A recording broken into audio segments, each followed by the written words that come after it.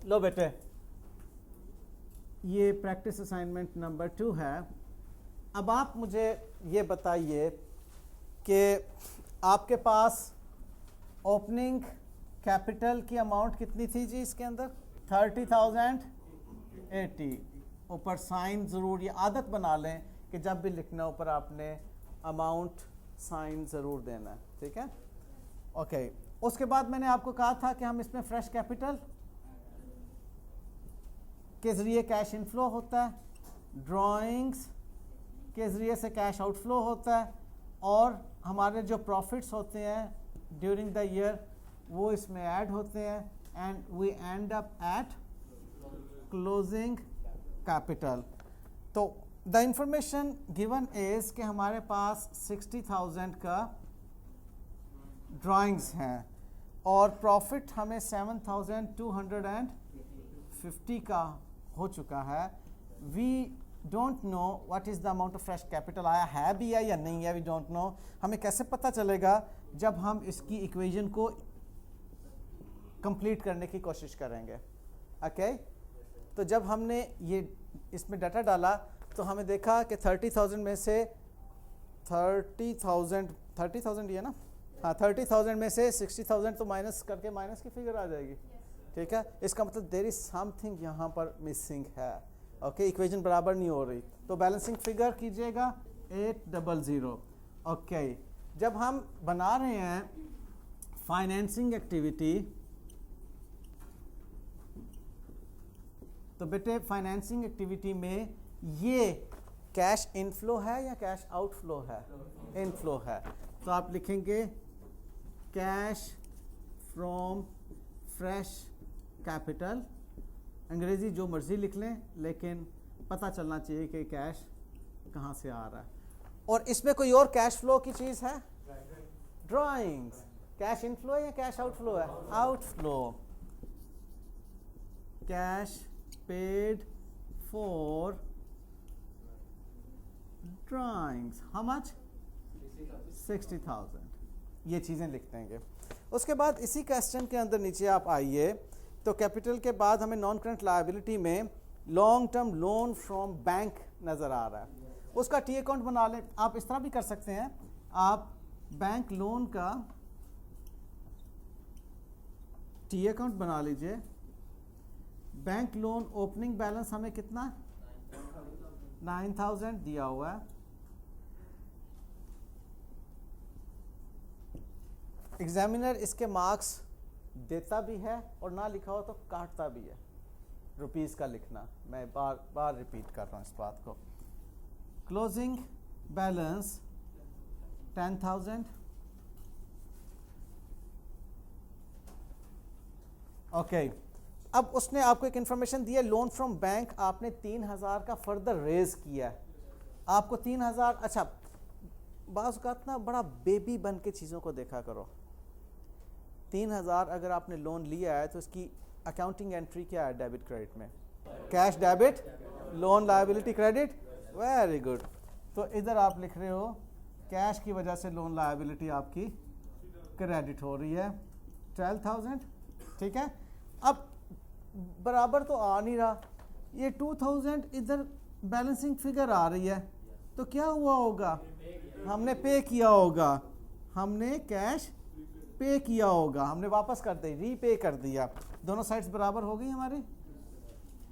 तो अब हम इधर क्या लिखेंगे? Cash received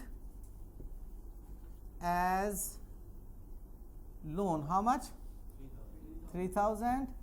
cash paid against loan कह लें या लोन रीपेड कह लें, कोई भी साफ सुथरी सी अंग्रेजी लिख दें आप इसमें।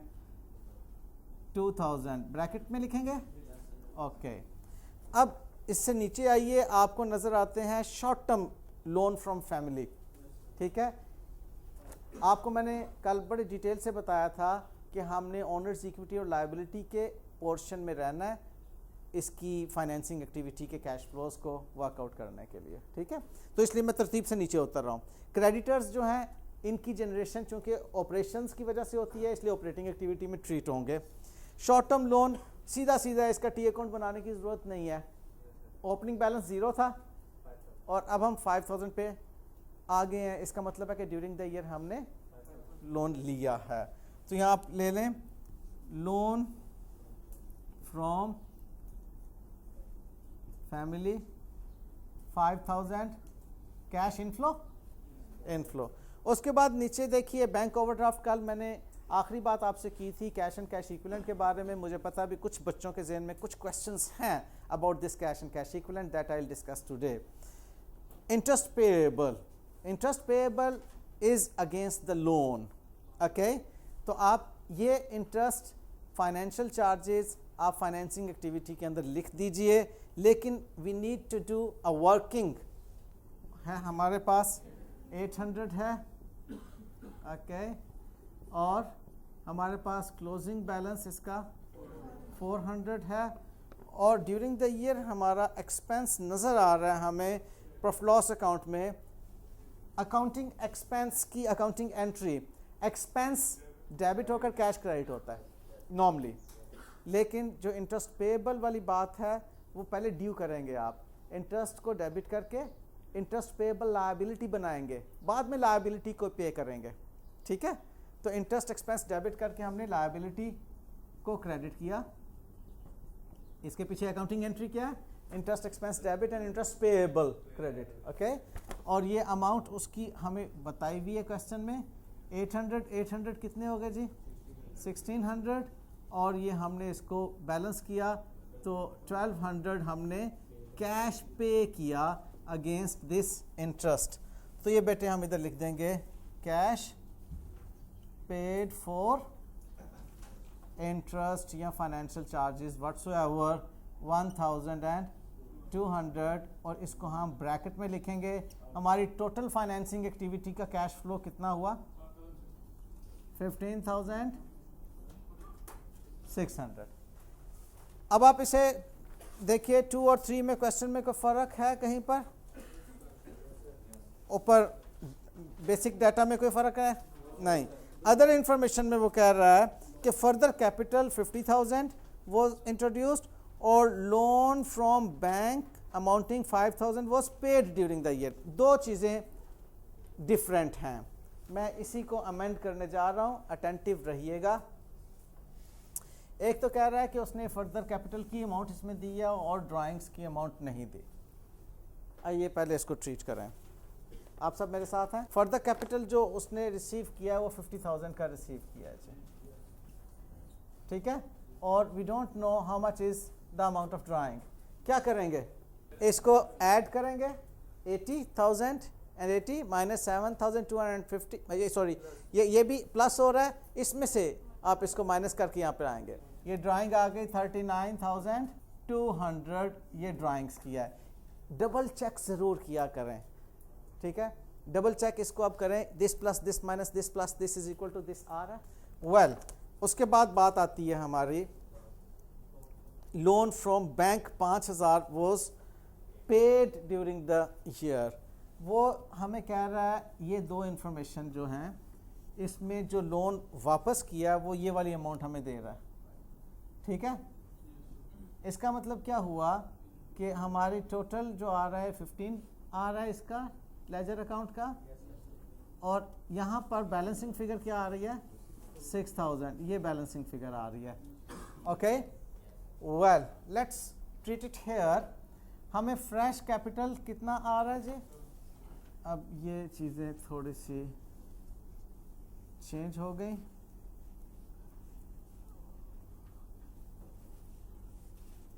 ओके, हमारे पास फ्रेश कैपिटल है 50,000 cash inflow, drawings 39,200 cash outflow, उसके बाद cash received as loan how much? 6,000 हमें कैश रिसीव हुआ। कैश रीपे कितना किया? 5,000 कैश रीपे किया। अब लोन फ्रॉम फैमिली के बारे में कोई फर्दर इंफॉर्मेशन नहीं है। व्हाट डज इट मीन कि 5,000 ही हमने लोन फैमिली से लिया, और इंटरेस्ट के बारे में भी जो पिछले क्वेश्चन में था वही है, कोई नई बात नहीं है। तो व्हाट डज इट मीन कि कैश हमने इंटरेस्ट के रेफरेंस में 1200 ही का पे किया, तो टोटल हमारा फाइनेंसिंग एक्टिविटी का क्या अमाउंट आती है? 15,600. Okay, should we look into the scenario 4? जी बेटे। हाँ सर, मेरा क्वेश्चन ये है कि जो हमने कैश पे किया है उसको हमने लोन के लिए अकाउंट में ट्रीट नहीं कर लिया। दोबारा बोलिएगा। कैश जो हमने रीपे किया है, हाँ, उसको जो आपने दोबारा लिखा तो वो हम लोन के टी अकाउंट में ट्रीट नहीं करते होंगे। बेटे लोन के टी अकाउंट में तो ट्रीट किया है। हम इस वक्त याद रखिएगा, कैश फ्लो स्टेटमेंट कोई टी अकाउंट नहीं है। Cash flow statement double entry का हिस्सा नहीं है।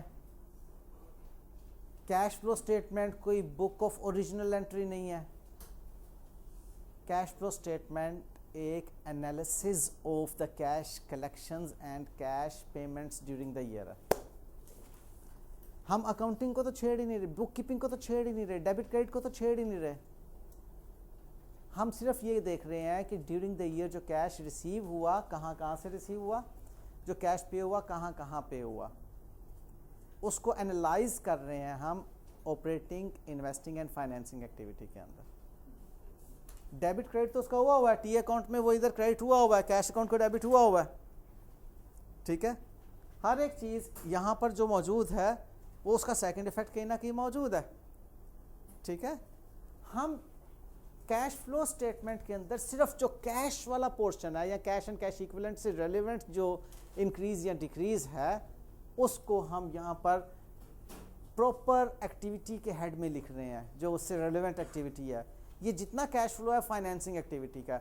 User of the financial statement जब कैश फ्लो स्टेटमेंट को पढ़ेगा तो उसको एकदम से पता चल जाएगा, अच्छा तो ओनर और लेंडर्स से इतना कैश वसूल हुआ और उनको इतना कैश पे किया। बस यहां पर ये ओनर्स एंड लेंडर्स की कैश की बात आ रही है। ठीक है, प्राइमरी यूजर्स होते हैं, आपने यूजर्स ऑफ फाइनेंशियल स्टेटमेंट पढ़े थे, यूजर्स ऑफ फाइनेंशियल इंफॉर्मेशन, उनमें जो प्राइमरी यूजर्स हैं वो होते हैं जिन्होंने फाइनेंस किया होता है एंटिटी को। ये बातें ज़हन में रखिएगा, इस तरह के सवाल आया करते हैं एग्जामिनेशन के अंदर और ये रट्टा बेस्ड नहीं होते, कॉन्सेप्ट की क्लैरिटी से जाती हैं बातें। प्राइमरी यूज़र कौन होता है? जिसने फाइनेंस किया होता है एंटिटी को। फाइनेंस कौन करता है? कारोबार का मालिक और कारोबार के लेंडर्स जिनसे कर्जे लिए होते हैं आपने। ठीक है, तो फाइनेंसिंग एक्टिविटी में हम देख रहे हैं कहाँ से कैश, जो फाइनेंसिंग के रेफरेंस में कितना कैश आया, कितना कैश गया। वो डेबिट क्रेडिट की चीज़ें तो सब बुक कीपिंग में हो चुकी हुई हैं। Let's move forward. सिनेरियो 4 है। सिनेरियो 4 में आप देख रहे हैं कि आपको एक्सपेंस की डिटेल नहीं दी हुई। ठीक है, यानी कि आपको ये तो पता है कि operating expenses and financial expenses सारे इकट्ठे मिलकर 28,750 हैं, लेकिन उसमें फाइनेंशियल चार्जेस कितने हैं दिस यू डोंट नो, आपको कैलकुलेट करना पड़ेगा अब इसके अंदर। ये थोड़ा सा एग्जामिनेशन लेवल का सिनेरियो है। ठीक है, उसके बाद आप आगे तशरीफ़ लाते हैं, आपको ओनर्स इक्विटी कैपिटल जो है ये तकरीबन वही वाली फिगर नज़र आ रही हैं आपको, वही है ना जी, सेम है। अच्छा, उसके बाद बैंक लोन भी वही नज़र आ रहा है, लेकिन बैंक लोन में पहले लिख दिया 12% इंटरेस्ट चार्ज होगा। इसका मतलब हमें 12% इंटरेस्ट की कैलकुलेशन करना होगी इसमें। उसके बाद क्रेडिटर्स हैं, फिर शॉर्ट टर्म फैमिली लोन है, ओवरड्राफ्ट है, इंटरेस्ट पेएबल की अमाउंट्स हैं, और फिर further capital 50 was raised during the year, और फिर loan from bank amounting 5,000 was paid on 1 जुलाई X2 and further loan from bank was taken on 1 October X2। आइए इस वर्किंग को करते हैं। वेल सबसे पहले तो यही बात देख लीजिए कि ओपनिंग ठीक है, 50 वाज इंट्रोड्यूस ठीक है, प्रॉफिट में भी कोई चेंज नहीं, इसमें कोई चेंज, इसमें, लिहाजा ये हमारी जो है बैलेंसिंग फिगर ये करेक्ट है, इसको हमें कोई और वर्किंग नहीं करने। व्हाट डज इट मीन कि ये 50 हमारा ठीक है और ये ड्राइंग्स भी ठीक हैं। ओके, वेल आगे चलें।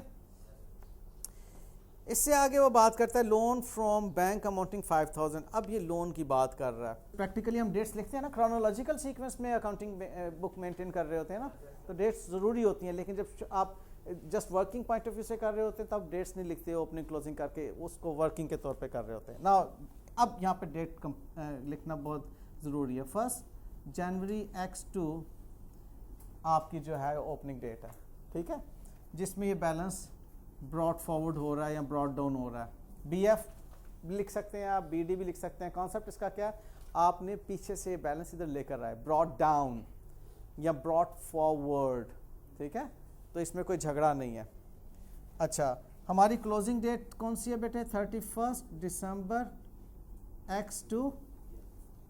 ये हमारा कैरी डाउन बैलेंस है, इसको कैरी फॉरवर्ड भी लिख सकते हैं, कैरी डाउन भी लिख सकते हैं। ओके वेल, अब आपने वो कह रहा है फर्दर लोन बैंक से लिया 5000 का, आपने further loan from bank was taken on 1 अक्टूबर। आपने 1 अक्टूबर X2 को आपने लोन लिया, कितना? 6000 का, ये हो गया। और loan from bank amounting 5000 was paid on ये, और 1 जुलाई है, जुलाई X2 को आपने जो कैश पे किया वो आपने 5000 पे किया। अब आपको बैलेंसिंग फिगर की ज़रूरत नहीं है, उसने चीज़ें आपको दे दी हैं और आपकी दोनों साइड्स बराबर हैं। As far as cash flow relevant to bank loan is concern, वो उस पर कोई फ़र्क नहीं पड़ा। 6000 का कैश इनफ्लो हुआ, 5000 का। रोला कहाँ आएगा? इंटरेस्ट में। अच्छा, लोन फ्रॉम फैमिली में भी कोई इशू नहीं है, हमारा वही फैमिली लोन। यहाँ पर रोला आ रहा है हमें, अभी देखते हैं क्या आता है। ओके, इसको वर्कआउट करते हैं। यहाँ पर this is our accounting year starting from 1 January X2 and ending on 31 December X2। Okay, इस डेट पे हमारा लोन था कितना? 9000। हमने 1 जुलाई, almost it falls over here, 1 जुलाई X2 को हमने 5000 का लोन वापस कर दिया। जब वापस किया तो हमारे पास बाकी कितना रह गया? 4000 का बैलेंस रह गया। उसके बाद ऑलमोस्ट यहाँ पर फॉल कर रही है 1 अक्टूबर X2। हमने क्या किया? हमने फर्दर 6000 का लोन लिया। अच्छा, तो टोटल कितना हो गया हमारे पास अब लोन? 10000 का। ओके, जबकि हमने यहाँ पर देखा हमारा बैलेंस कितना है? 10000 ही है, 10000 ही है। इसका मतलब हमें ये कंफर्म हो गया कि इनके अलावा और कोई ट्रांजैक्शन कलेक्शन की या पेमेंट की नहीं है। हमें ये भी तो कंफर्मेशन चाहिए थी ना। ओके, अब एक बात जहन में पहले सुन लीजिएगा, बाद में नोट कीजिएगा अपनी बुक्स के अंदर। Interest is calculated on the amount due for the period due. ये कोई रटा बेस चीज़ नहीं है, इसको कोई कोटा नहीं लगा के पीना, ठीक है, तवीज़ बना के नहीं इसको पीना, ठीक है। ये जस्ट मैंने इतनी सी बात की है, लॉजिकली सुनो कि इंटरेस्ट सिर्फ उस अमाउंट पे दिया जाता है जो अमाउंट ड्यू है। मुझे बताओ, जो कर्जा आपने लिया, किसी और ने कर्जा लिया, उस पर इंटरेस्ट दोगे? उसको मैंने अंग्रेजी में बोला अमाउंट ड्यू, ठीक है। अब मुझे बताओ, आपने कर्जा लिया हुआ है 6 महीने पहले, आप 8 महीने का इंटरेस्ट दोगे? इसको मैंने अंग्रेजी में बोला पीरियड ड्यू। शुक्र है सर, आसान हो गया है, हम तो समझे थे, पता नहीं कितना मुश्किल हो गया याद करना। क्या मैंने बोला? Amount due and period due. अब मुझे ये बताइए, ये 9000 कितना अरसा ड्यू रहा? 6 मंथ्स ड्यू रहा। तो इस 9000 पर जो इंटरेस्ट कैलकुलेट होगा किस परसेंटेज पे कैलकुलेट होगा? 12%। कितनी देर के लिए कैलकुलेट होगा? into 6/12। जिस बच्चे को इस 540 की समझ नहीं आई वो मुझसे पूछ ले। अब ये 4000, ये तो 9000 चेंज हो गया ना, अब 9000 बाकी कितना रह गया? 4000। ये 4000 कितना अरसा हमारे पास 4000 बना रहा? 3 महीने, क्योंकि 3 महीने बाद फिर चेंज हो रहा है ना। जरा टिक टिक करके गिन लो।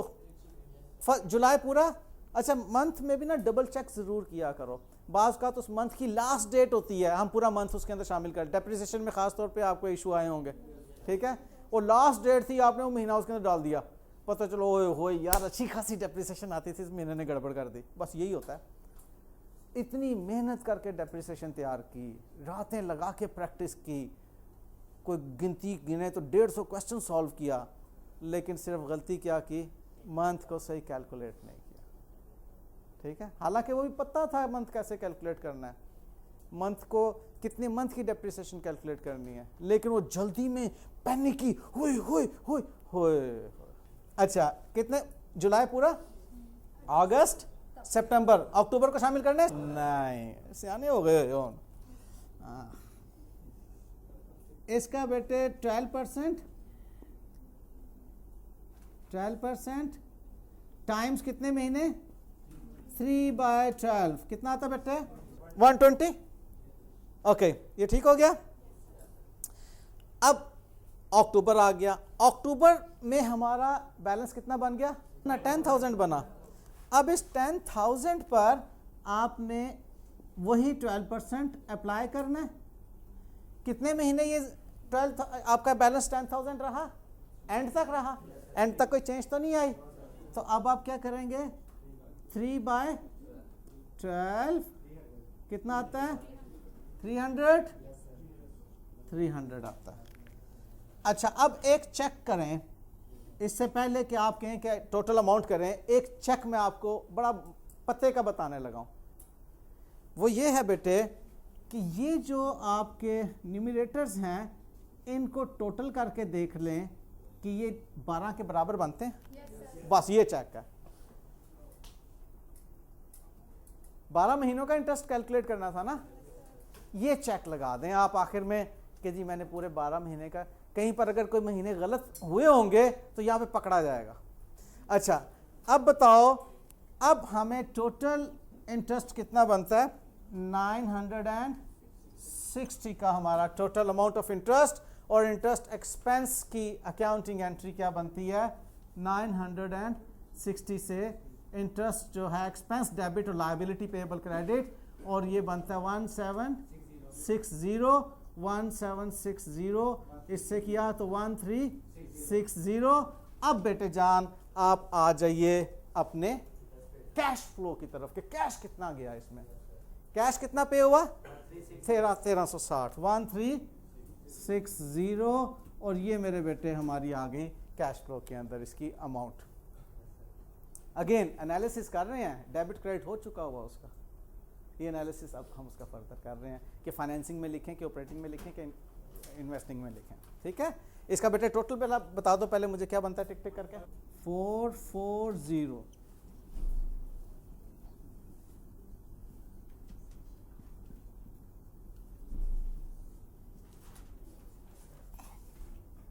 डेप्रिसिएशन अकाउंटिंग में आपको एक फिक्स्ड एसेट से मुताल्लिक अकाउंटिंग करना पड़ती है। अकाउंटिंग आपको करना पड़ती है कुमुलेटेड डेप्रीसिएशन से मुताल्लिक, डेप्रीसिएशन एक्सपेंस से मुताल्लिक अकाउंटिंग करना पड़ती है, और आपको एक फिक्स्ड एसेट डिस्पोजल अकाउंट बनाना पड़ता है। ये आपको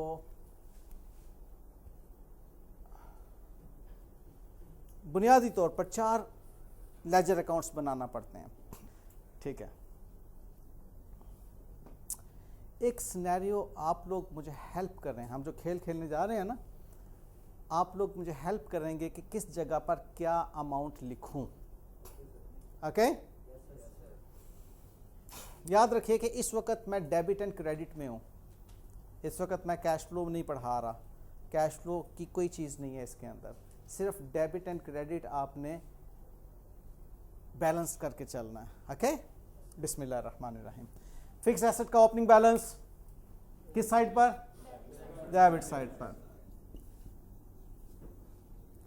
ये जनाब क्या अमाउंट लिखूं, 1,00,000 लिख दूँ, चलो ठीक हो गया, रुपीज़। अच्छा जी, कोई further fix asset during the year खरीदा हमने? खरीदा है। ये हमने फिक्स्ड एसेट न्यू परचेज किया, ठीक है, कितना लिखूं? ओ, खुल के खेलो यार कि 150 से खेल रहे हो, 5 लाख कम से कम तो खेलो ना, खेल रहे हैं ना, 5 लाख का पता पाओ, ठीक है। अच्छा ओके, 5 लाख का एक नया खरीदा एसेट हैं। हाँ, डेट बताओ क्या है? 1 मार्च X2, 1 जनवरी X2, ठीक है।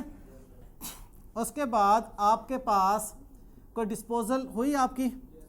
कब की डिस्पोजल? 1 जुलाई को कर लें। आपने डिस्पोजल की, डिस्पोजल कौन सा एसेट बेचा? पुराने वाला। अच्छा, कितने का बेचा? नहीं, सारे का सारा बेचा, आधा बेचा, कितना बेचा? 1,00,000 में से 1,00,000 में सपोजली 4 एसेट्स थे, उनमें से एक एसेट बेच दिया। एक एसेट उसमें से कॉस्ट ही जाएगी ना यहाँ पर। अच्छा, अब मेरे पास कितने एसेट पड़े हुए हैं? 5,75,000 का 31 दिसंबर X2 को बैलेंस कैरी डाउन पड़ा हुआ। ओके, आगे चलते हैं। अक्यूमुलेटेड डेप्रिसिएशन किस साइड पर लिखूंगा? क्रेडिट साइड पे। 1 जनवरी X2 बैलेंस हमारा ब्रॉट डाउन हुआ। एस्टिमेट कर लो, सपोजली कुछ छोटी सी रकम। स्ट्रेट लाइन मेथड पे एस्टिमेट करते हैं, ठीक है। हम करते हैं जी 10% डेप्रिसिएशन स्ट्रेट लाइन मेथड, और कोई ये 2 साल पुराना एसेट है, एग्जैक्टली 2 साल पुराना एसेट, तो 20,000 की इसके अगेंस्ट ये डेप्रिसिएशन आ गई, ठीक है। Agreed? Well,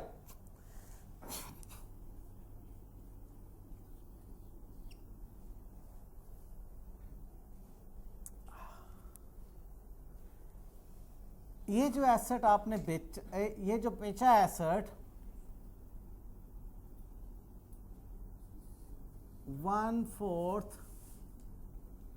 of the old assets was sold for cash rupees 10,000। चलो मुझे बताएं कि आपका डेप्रिसिएशन अकाउंट में क्या अमाउंट आएगी, डिस्पोजल में क्या अमाउंट आएगी, अक्यूमुलेटेड डेप्रिसिएशन में ओपनिंग क्लोजिंग बैलेंस क्या आएंगे। आप इसको कर दें, एसेट 1 to 4 है, ठीक है। ये एसेट 5 है जो आप ख़रीदा है, और ये डिस्पोज ऑफ हो रहा है, ये एसेट 4 जो है ना वो डिस्पोज ऑफ हो रहा है, ठीक है। चले, और आपने मंथ बेसिस पे डेप्रिसिएशन करनी है, ठीक है।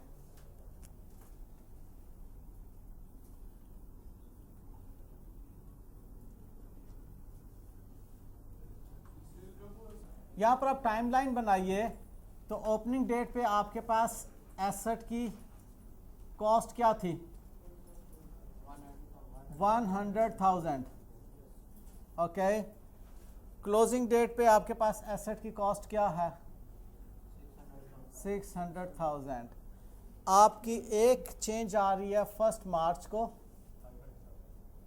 आप 500,000 से एसेट बाय कर रहे हैं, आपके पास टोटल एसेट हो रहा है 600,000 का। दूसरी चेंज आपके पास आ रही है 1 जुलाई को, यह है 1 मार्च X2, 1 जुलाई X2। 1 जुलाई X2 को एक एसेट जो कि 25,000 का था वो आप डिस्पोज ऑफ कर रहे हैं। ये तो 575 वाला है ना, 575,000। तो ये लेस करने के बाद आप 575,000 पर आ रहे हैं। ओके ये आपकी यहाँ पर ये टाइमलाइन आपको ड्रॉ करना ज़रूरी है।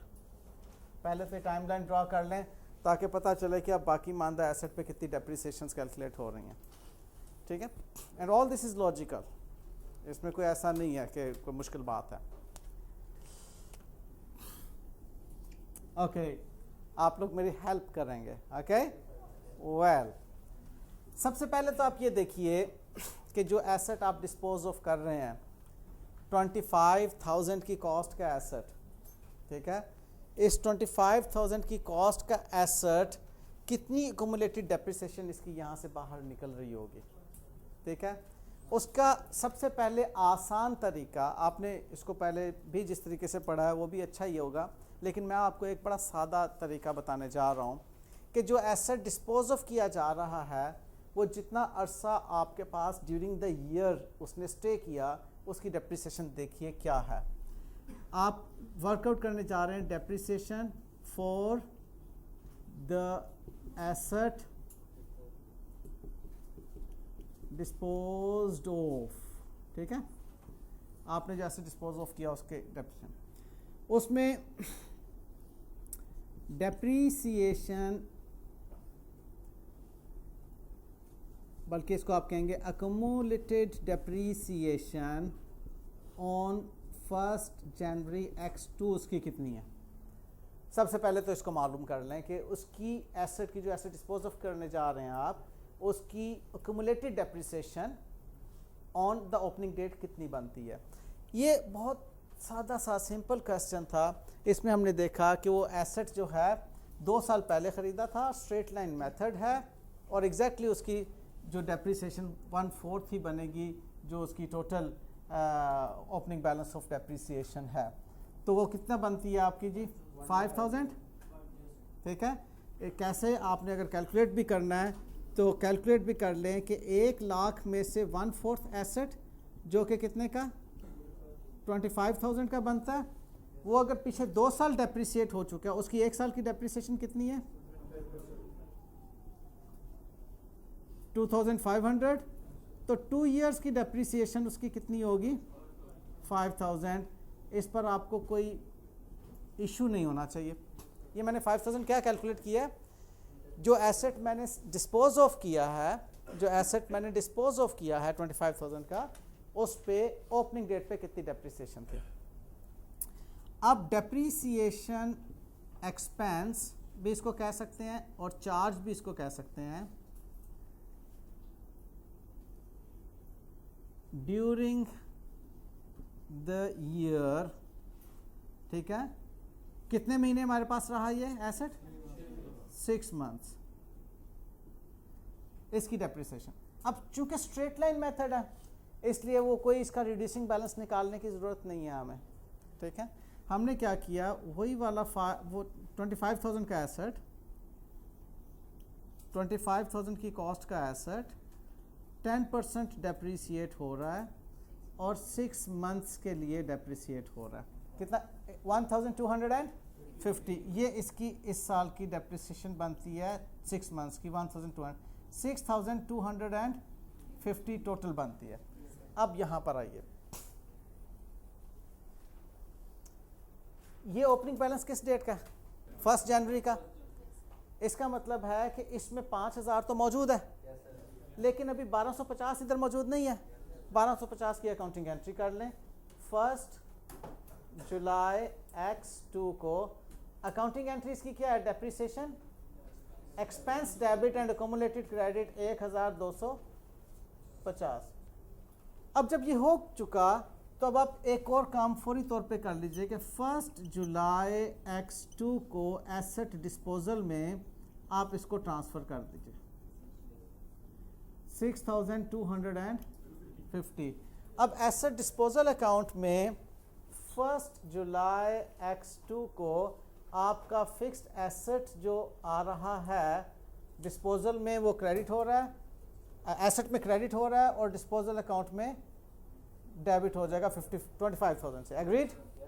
और 1 जुलाई X2 को ही आपके अक्यूमुलेटेड डेप्रीसिएशन अकाउंट से कितने पैसे इधर आ रहे हैं, 6250 की अमाउंट यहां पर आपको नजर आ रही है। ठीक है, गॉट इट। अब इसको कंप्लीट करने के पॉइंट ऑफ व्यू से व्हाट यू विल डू, आपने कितने का डिस्पोज ऑफ किया, 10,000 का। 1 जुलाई X2 को आप कैश रिसीव कर रहे हैं 10,000 का, और अब आप इसको बैलेंस आउट जब करेंगे तो आपको यहाँ पर ये एक लॉस की अमाउंट नज़र आ रही है 25,000, और ये आप सपोजली 1 जुलाई X2 को ही लॉस बना लीजिए, कितना 8,750, ये बेटे आपका लॉस आ गया। अब हमने नेक्स्ट क्या काम करना है, हमने देखना है कि डेप्रिसिएशन एक्सपेंस में क्या जा रहा है। एक तो ये कि 1 जुलाई X2 को हमने जो ये वाला एसेट है अक्यूमुलेटेड डेप्रिसिएशन, यहाँ पर हमने इसकी अकाउंटिंग एंट्री की 1250। एक अकाउंटिंग एंट्री यही थी ना, depreciation expense debit and accumulated depreciation credit. Okay, अब देखिए हमारे पास अब फर्दर कितने एसेट हैं जो कि डेप्रिसिएट होना है। आपका रिमेनिंग एसेट ओपनिंग बैलेंस में रिमेनिंग एसेट वो क्या है, 100,000 में से -25,000 करें तो 75,000 का ये आपका एसेट जो है रिमेनिंग आपके पास है। ठीक है, न्यू एसेट आपने कब बाय किया, ये इसकी पोजीशन है 1 जनवरी X2। नया एसेट आपने बाय किया 1 मार्च X2 को। न्यू एसेट कितने का किया आपने, 500,000 का। अब इस पर तो ये तो पूरा साल आपके पास रहा, इस पर आपकी जो डेप्रीसिएशन है 10% पूरे साल की, 12/12 कर दो ना करो एक ही बात है, ये कितनी बनती है 7,500। ओके, और इस पर आपकी जो 10% के हिसाब से कितने मंथ आपके पास रहा, 1 मार्च को आपने बाय किया, मार्च पूरा ऑनवर्ड्स 10/12, 9 नहीं है, यहीं पर स्टूडेंट अमूमन गलती कर जाते हैं। ओके जी, इसकी अब आप कैलकुलेट कीजिए क्या आता है, 41,667, टोटल क्या बनता है 49,167। एम आई राइट? ठीक है बेटे।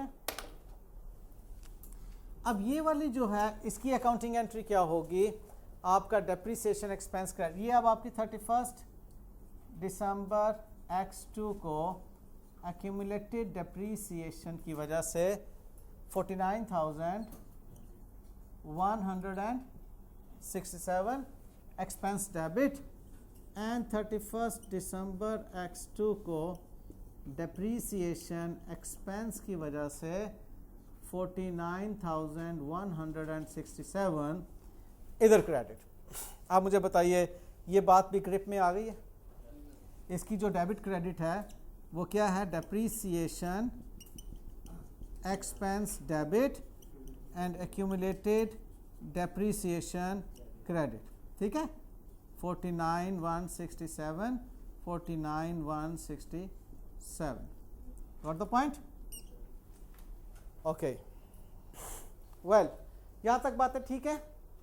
अब क्या होगा, अब ये जो डेप्रीसिएशन का टोटल है वो कहाँ पे जाएगा, 31 दिसंबर X2 को जो प्रॉफिट एंड लॉस अकाउंट बनेगा, या इसको SOPL कह लें, या जो भी आपने इसका नाम रखा हुआ है, टोटल क्या बन रहा है 50,417, 50,417। टोटल में कोई गलती है तो बता दीजिए। 50,417 करेक्ट, गुड। अच्छा, अब ये अकाउंट हमारा क्लोज हो गया, डिस्पोजल का अकाउंट क्लोज हो गया, हमारा फिक्स एसेट का अकाउंट क्लोजिंग बैलेंस क्लोज हो गया, और ये अब ज़रा बैलेंस 31 दिसंबर x2 को हमारा बैलेंस कैरी फॉरवर्ड जो है कितना है 6416, कैरी फॉरवर्ड बता रहे हो ना बेटे, टोटल क्या आ रहा है वैसे इसका 70,000, टोटल कर दीजिए 70,417। लो बेटे, अब मैं आपको कैश फ्लो स्टेटमेंट के बारे में बात करने जाने लगा। हम असल में क्या पढ़ रहे हैं, statement of cash flows. Okay, relax.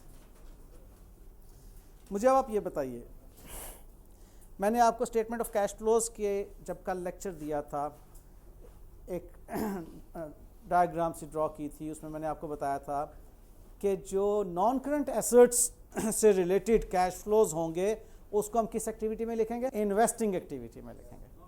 Non current assets से रेलेवेंट जितने कैश फ्लोज होंगे इन्वेस्टिंग एक्टिविटी में मैंने आपसे कहा था, और उसको मैंने लॉजिकली प्रूव किया था कि ये एक एंटिटी फाइनेंस हासिल करने के बाद इन्वेस्ट कर रही होती है, नॉन करंट एसेट्स में इन्वेस्ट कर रही होती है ना, इसलिए उस एक्टिविटी का नाम इन्वेस्टिंग एक्टिविटी रखा हुआ है। और नॉन करंट एसेट्स में फिक्स्ड एसेट्स आते हैं, यस और नो, क्योंकि इसके अलावा भी तो और कई नॉन करंट एसेट्स होते हैं ना, fixed assets non current asset का हिस्सा हैं। तो हम ये देखते हैं कि उस फिक्स्ड एसेट्स के अंदर कैश फ्लो से रिलेटेड कौन सी इंफॉर्मेशन है उसको उठा के कैश फ्लो में लिखना है। अगेन, अब कैश फ्लो बनाने में डेबिट क्रेडिट का कोई अमल दखल नहीं है, हम सिर्फ उसमें देख रहे हैं कैश कितना रिसीव हुआ है, कैश कितना पे हुआ है। डेबिट क्रेडिट उससे पहले हो चुका हुआ है, इसलिए कैश फ्लो स्टेटमेंट को ये नहीं कहना कि उसके अंदर डेबिट क्रेडिट बड़ा मुश्किल है। कैश फ्लो स्टेटमेंट के अंदर कोई डेबिट क्रेडिट है ही नहीं है, वो तो उससे पिछली कोई वर्किंग करते वक्त आपको कोई मुश्किल हो रही हो तो हो रही हो, आपका डेप्रिसिएशन का चैप्टर वीक हो तो हो, आपका इंटरेस्ट एक्रूड को कैलकुलेट करने में इशू आता हो तो आए, आपका लोन का टी अकाउंट बनाने में इशू आता हो तो आए, ठीक है, आपको एक्रूअल्स प्रीपेमेंट्स के डेबिट क्रेडिट में इशू आ रहा हो तो वो अलग बात है, आपको debtor control account creditor control account ना बनाना आ रहा हो तो वो अलग बात है। कैश फ्लो में तो सिर्फ हमने देखना है कैश कितना रिसीव हुआ और कैश कितना पे हुआ। आइए, अब आप मुझे ये बताइए, जब आप एसेट नया खरीदते हैं, हम ये अज्यूम कर रहे हैं कि हमने कैश पर ही खरीदा है, क्या इसमें कैश फ्लो नजर आ रही है, इनफ्लो या आउटफ्लो? आउटफ्लो, ठीक है, क्योंकि उसने फर्दर कोई इन्फॉर्मेशन नहीं बताई कि उधार पे खरीदा है, क्या किया है, तो हम क्या अज्यूम करेंगे कि कैश पे खरीदा है। कैश आउटफ्लो, हमने जब एसेट बेचा तो कैश कितना आया, जितने का मर्जी वो एसेट था, 25 का था, उसकी कम्युलेटेड कितनी थी, ओपनिंग बैलेंस क्या, क्लोजिंग बैलेंस क्या, उसको क्या डेप्रिसिएट कैसे किया। We are concerned with accumulated depreciation में कहीं कैश डेबिट क्रेडिट हो रहा है, डेप्रिसिएशन एक्सपेंस में कहीं कैश डेबिट क्रेडिट हो रहा है।